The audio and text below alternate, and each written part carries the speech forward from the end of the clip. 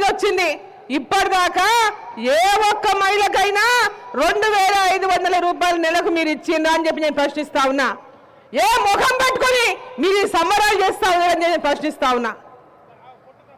కళ్యాణ లక్ష్మి 1,00,000 రూపాయలతో పాటు తులం బంగారం అన్నారు.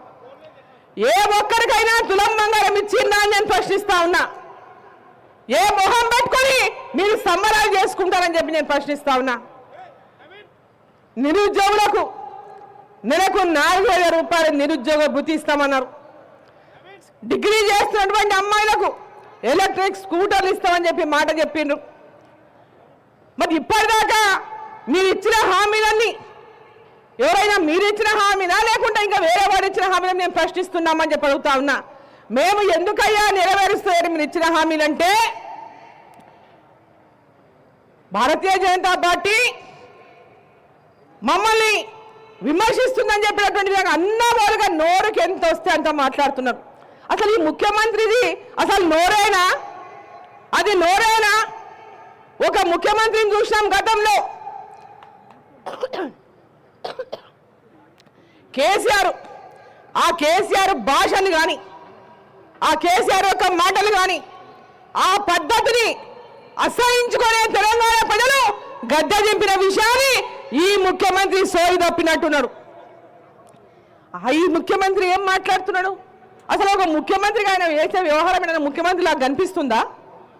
ఎక్కడైనా ఒక ముఖ్యమంత్రి మాట్లాడేటటువంటి భాషనే మాట్లాడుతున్నాడా? మాట్లాడితే నేను కేసీఆర్ కంటే తక్కువైపోతానేమో, తిట్టకుంటే కేసీఆర్ కంటే నేను ఎక్కువ తిడితేనే నేను ముఖ్యమంత్రి అనిపించుకుంటానేమో అని తిడుతున్నాడు పోటీపడి. మాట్లాడితే కేంద్ర ప్రభుత్వాన్ని తిడతాడు, మంత్రులను తిడతాడు, ఎంపీలను తిడతాడు, నరేంద్ర మోదీ గారిని తిడతారు. అయ్యా, మీరు ఏం ప్రజలకు మాట ఇచ్చిండ్రో మీరు ఇచ్చిన మాట నిలబెట్టుకోనండి. ఢిల్లీలో పోయేమో ఆడ పోయి లోపల ఇచ్చి కాగితాలు ఇచ్చి లోపలనేమో అడుక్కొని వస్తారు, బయటకు వచ్చేమో ఇంకో రకంగా మాట్లాడతారు. ఇది ఏ ముఖ్యమంత్రికైనా గౌరవమైనటువంటి భాష, మాట, తీరు. ఒక ముఖ్యమంత్రి కనీసం ముఖ్యమంత్రి అయ్యేంత వరకు ఆయనకు ముఖ్యమంత్రి అవుతారంటటువంటి నమ్మకనే లాటరీ తగిలింది, లక్కీ లాటరీ తగిలి ముఖ్యమంత్రి అయ్యిండు. ఆ లక్కీ లాటరీ తగిలినప్పుడైనా కనీసం అరే 10 వచ్చింది, నాకు ఈ పదవి కన్నా గౌరవం, ఆ కుర్చీ కన్నా గౌరవాన్ని పెడతామనేటటువంటి సోయి లేదు. ఒక ప్రభుత్వం గతంలో ఒక కుటుంబం పాలిస్తే ఈరోజు ఇంకో కుటుంబం పాలన. ఏం మార్పు లేదు. ప్రజలేమో మార్పు కోరుకొని ఓటేసిండ్రు. ఈరోజు ప్రజలంతా కూడా ఇటువంటి మార్పు కాదు మేము కోరుకున్నది, ఇటువంటి మార్పు కోసం మేము ఓటు వేయలేదు. ఒక నియంత పాలన వద్దని, ప్రజలకు ఇచ్చిన హామీలు నెరవేర్చినటువంటి ప్రభుత్వం మాకొద్దని, ఈ రాష్ట్రంలో కక్ష సాధింపులకు పాల్పడి కేవలం ఒక కుటుంబం ఈ యొక్క తెలంగాణ రాష్ట్రం యొక్క సంపదనంతా కొల్లగొడుతుంటే, రాష్ట్రాన్ని అప్పుల పాలు చేస్తే, ఆ అప్పుల పాలు చేసినటువంటి రాష్ట్రాన్ని రక్షించుకోవాలని ప్రజలందరూ భావించి మార్పు కోరుకొని ఈ రాష్ట్ర ప్రభుత్వం ఉన్నటువంటి పార్టీని గెలిపిస్తే, ఈరోజు వీళ్ళు ఏం చేస్తున్నారు? లంకె బిందెలు ఉన్నాయనుకున్నా, నేను ఖాళీ బిందెలు ఉన్నాయని చెప్తున్నాడు. లంకె బిందెలు ఉన్నాయని ఎట్లా అనుకుంటావు? ఎన్నికల ముందు అందరు చెప్పిందే కదా 1,00,000 కోట్ల అప్పులు ఉన్నాయని.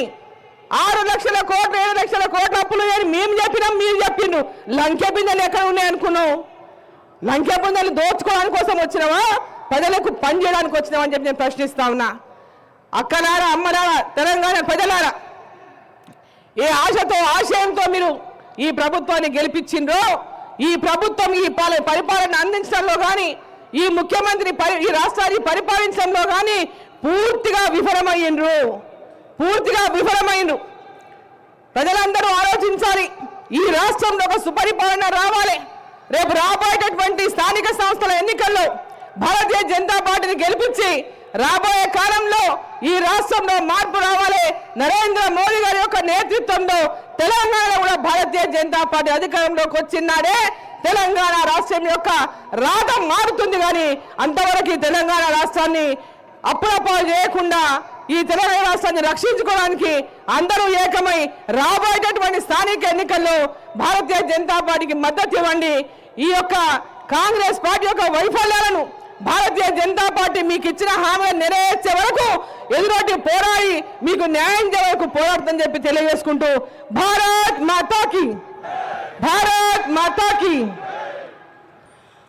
దయచేసి ఈ గ్రౌండ్లో ఎంతమంది ఉన్నారో అంతకు రెట్టింపు సంఖ్యలో ఆ గేట్ దగ్గర రోడ్ల పైన ఉన్నారు. పోలీసులు ఎవరిని కూడా ఆపొద్దు, తొందరగా లోపలికి వచ్చే విధంగా చేయాలని ఇప్పుడే మన జాతీయ అధ్యక్షులు బయలుదేరారు. కొద్దిసేపట్లో ఇక్కడికి చేరుకోబోతున్నారు.